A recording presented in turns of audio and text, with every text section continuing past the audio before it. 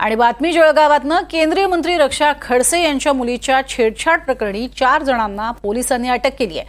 तर पियुष मोरेसह दोघे अद्यापही फरार आहेत। फरार संशयितांच्या शोधासाठी पोलिसांची 3 पथकं मध्य प्रदेशसह विदर्भ आणि मराठवाड्यात रवाना झाली आहेत। या पथकाच्या माध्यमातून आता फरार संशयितांची कसून शोध सुरू झालेला आहे आणि त्यांना शोधण्याचं काम केलं जाते।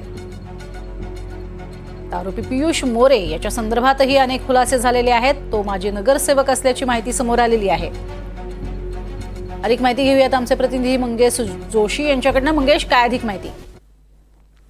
नक्कीच सध्या खरं तर या प्रकरणामध्ये आतापर्यंत पोलिसांनी जे आहे 4 संशयितांना अटक केलेली आहे, तर 3 संशयित अद्यापही फरार आहेत। या 3ही संशयितांच्या शोधासाठी जे आहेत मुक्ताईनगर पोलिसांचे 3 पथकं हे बुलढाणा तसेच मध्य प्रदेशासह विदर्भात त्या फरारांचा शोध सुरू आहे।